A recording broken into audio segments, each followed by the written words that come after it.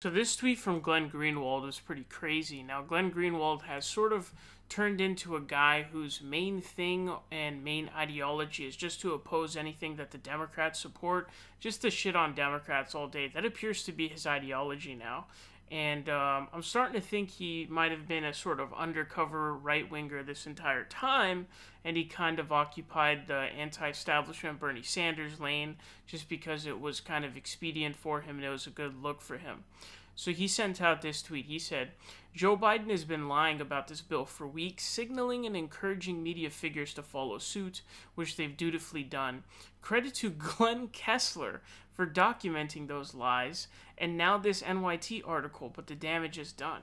And so Glenn Kessler, if you don't recall, he's actually somebody who is this incredibly anti-Bernie Sanders douchebag. He's very corporate, and he was caught doing some bogus quote unquote fact checks for Washington Post. So this is a guy who is clearly not legitimate. Is clearly a corporate hack, and that's who Glenn Greenwald here is citing.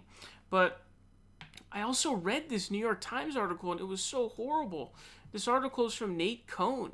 And I'm imagining Nate Cohn probably wrote this because maybe he has a bias towards bipartisanship. But the argument in this article is that basically this Georgia election law won't have much of an effect on turnout. And his arguments, when you read this, right, it says the Georgia law, right? The bullet points, it says, the law makes absentee voting harder. People must have a qualifying form of identification to vote by mail.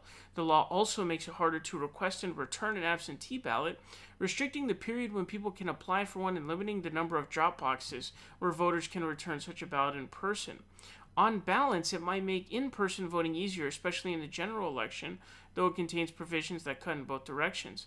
And so it says the law expands the number of required days of early voting, including on the weekend days that progressives covet. 2 Saturdays are now required instead of 1.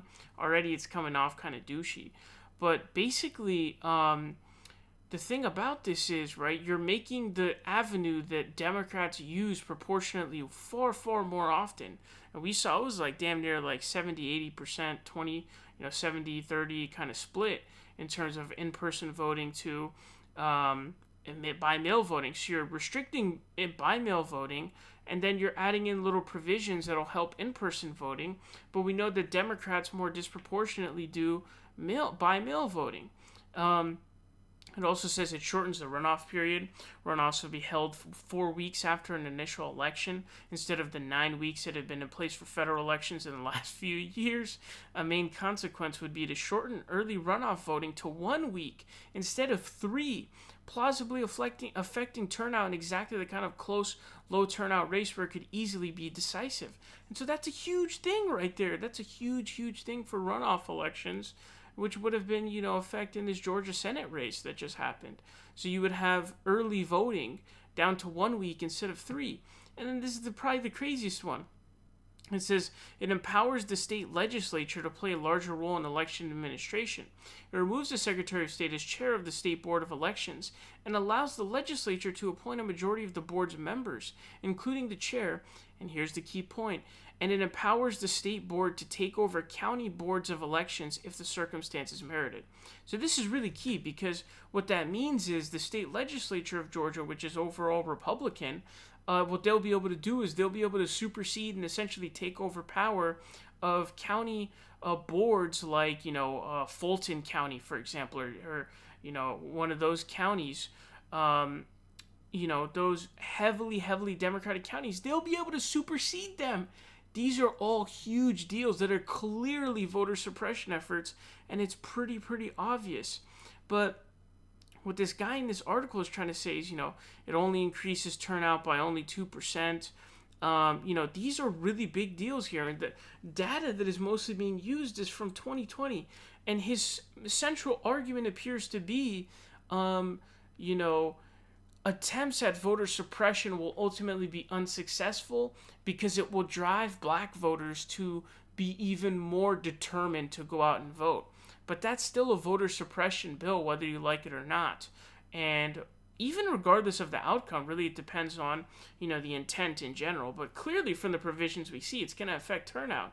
And then it's trying to make it seem like these differences are little. Bro, Joe Biden won Georgia by like 14,000 votes.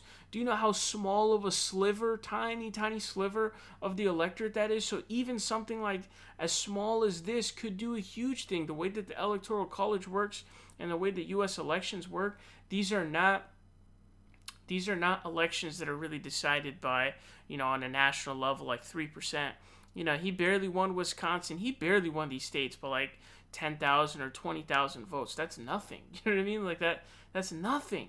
And so that's a huge deal in any of these areas, especially Georgia, where this is going to hurt in local and state elections.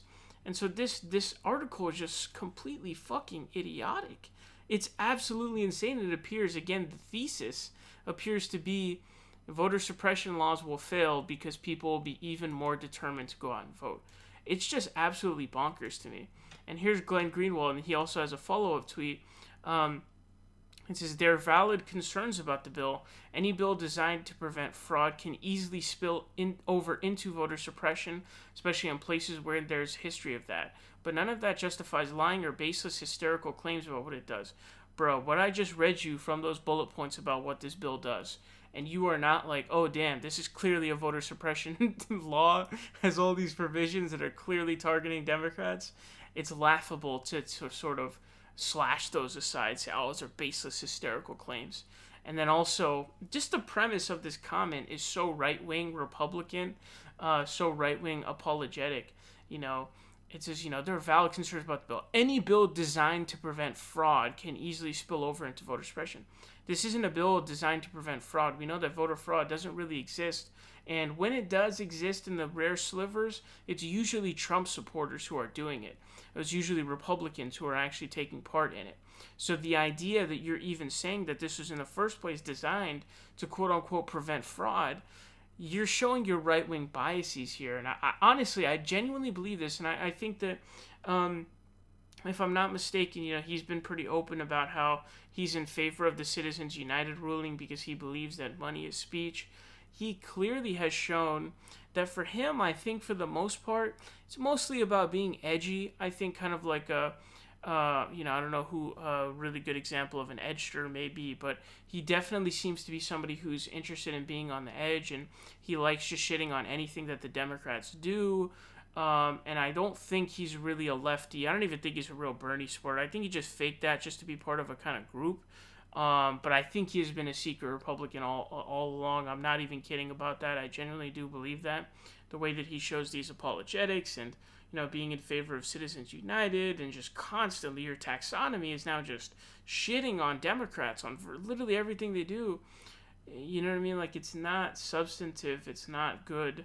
And Glenn Greenwald has really been just posting cringe for a while. So, yes, this Georgia election law is absolutely blatant voter suppression. It makes the avenue that Democrats, disproportionately compared to Republicans use like crazy.